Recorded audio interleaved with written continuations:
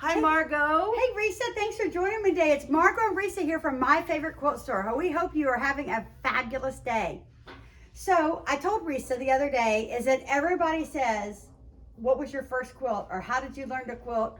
Right. What was your first quilt that you made?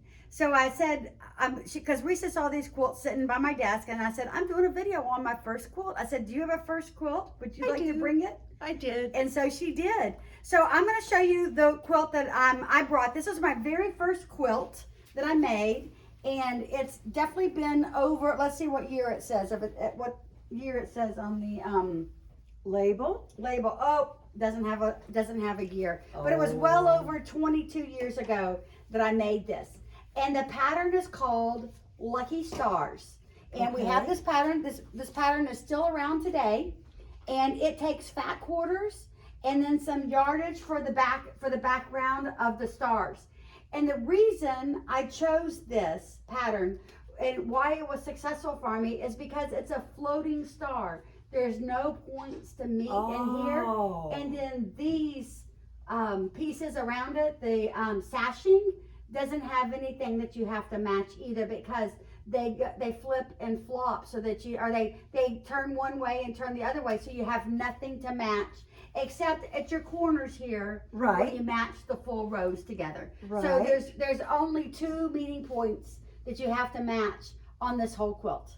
Okay. So I really feel like this is a great quilt for a beginner because of that. Because or for a speed or project. For someone that wants something fast. Project, so yes. The other thing it is, and I meant to bring those too, is that sometimes I've done 4 of these and done a table runner for someone. Yes. When I've wanted to, sometimes I do it a lot in red, white, and blue, because it's such a beautiful table runner and an easy pattern to make in red, white, and blue for the stars.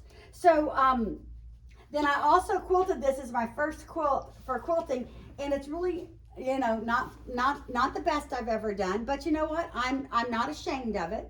No. And it was my very first quilt and the first thing I quilted, and so I've always kept it so that I could see how far I've come. Absolutely. Absolutely. And Margot. I kind of thread painted some flowers in the middle here. That's what I was trying to And then show. I did just an overall meandering design. So we'll have Griffin do a close-up video of it at the end. Absolutely. So I got this one finished, and I said, so this is me. I said I can make it again. That was your pattern. So this is the pattern, and look, I said I really want to make it bright and fun. Oh, Margot. So I made it in the bright colors, just like what the pattern looked like.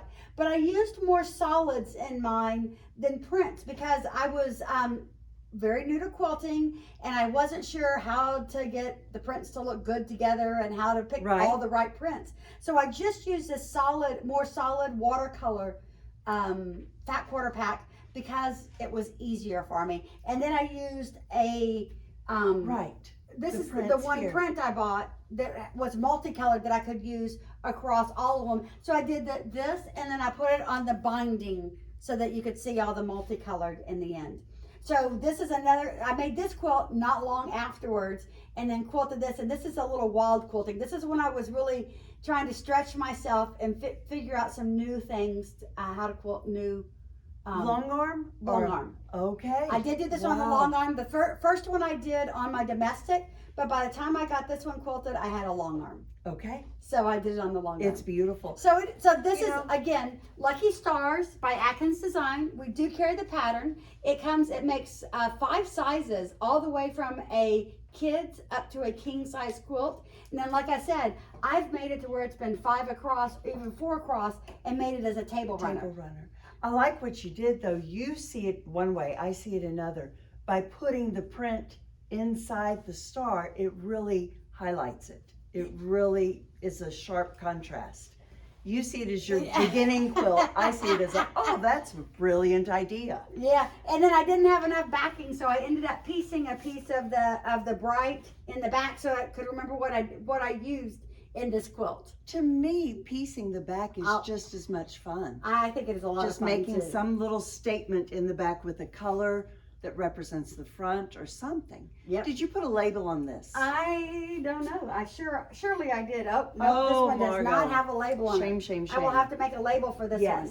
And, you know, a lot of times until I give them to someone or I put them in a show, I don't put a label on them. Right. I'm really bad about that. But the label helps you remember the year you It does. created it. So we're going to see what year you created yours, because yours you looked up your label, didn't you? I did.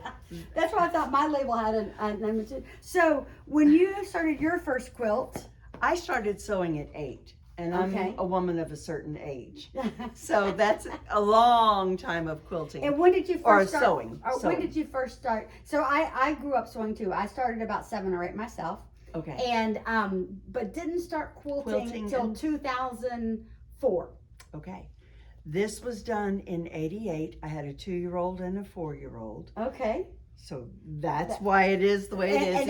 And that's why you started quilting. So some of it's tied.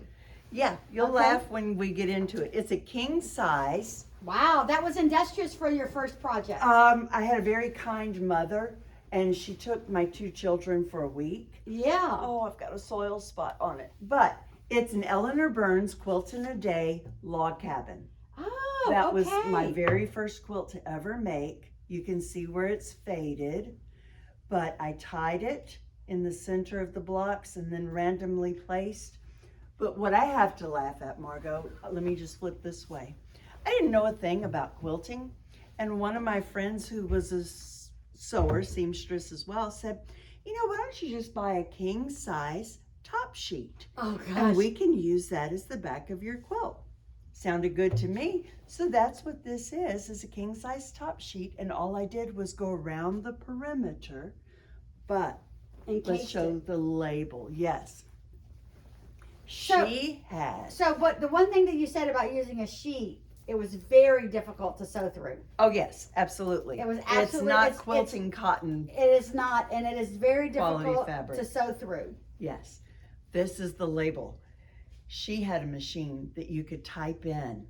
Oh. I was so impressed. You could type in the letters and it would make the name. Right. So it says Risa McCann, September 1988. All right, nice. That was my first That label was on your my first label? quilt. All right, but you've learned that you don't put. It's hard to No. put a sheet on the back because it's just so hard to sew through. And it shifted, and I didn't know anything about using pins or basting sprays or anything like that. Come so far. I know, that's what I was gonna say. And now you have a machine that can embroider your name on. I know Oh, you yeah. do. You have a machine that can yeah. embroider a Oh, name on the yeah. back of your quilt if you want to. But this was such a good pattern, such an easy It pattern. is log cabin. It's really a good pattern to learn on. It's Yes. very it's very structured. Yes. And you can get it comes out almost perfect every single And time. then depending upon how you place it, you can, I didn't know this at the time. Right. You can create diagonal lines, you can create rows. There's so many different things you can do once you make the blocks. Right, because once you lay it out and we get it on a design wall, you can see how many different ways it can go. I didn't have a design wall, Right, Margaret. I know. had my floor. I didn't know these were called blocks. Right. I mean, I laugh now. This was Right. fun for us to pull out our very first Yeah, so I things. challenged her to pull it out, and she goes, "Oh, I don't know." And I was like, "You know what? Everybody starts somewhere, Yeah. and you can't be ashamed of where you started because this is where you started, and look how far you've come." I know. But the main thing is to get started. Right. Right. And to keep learning Yeah, and exactly. challenging yourself. Exactly. So it wasn't until probably my third quilt that I took a class finally. And I wish I still had. And I don't know where that quilt was for my first class, but I know that I had it on my kitchen table, and it got so faded from the sunlight because I did not realize Look at this. how Yes. hard sunlight was on my on fabric. Absolutely. Absolutely. I mean, look at the difference in these two blues right here, and that's the same fabric. Right. But this was on my bed for years. Right. And so With the cats and children and washing all the time. Right. Well, it's good that you used it. I do. Mine hung up, and so my first quilt hangs up in my house, so that I can still see it and know where I've come from. Absolutely. So anyway, we hope you enjoyed this. send us your story. Yeah, A picture of your exactly. first quilt. Send us a picture of We'd your love quilt. to We'd put love that. to share it and see what you did, and Put that on our send us- website. Exactly. We'd love you to post what your first quilt was and your experience quilting, and how many years you've been quilting. Yes. Because now, so mine has been, if it's 2000, I've been quilting for 22 years. Okay, and like I said, starting at 8, and now I'm a woman Yeah. of a certain age, and so I'd have to do the math, which would require me to sit down. Yeah. So All we'll right. just keep standing. Hey, thanks for joining us, and we hope that you have a happy day sewing. Keep sewing. Keep sewing. Thanks.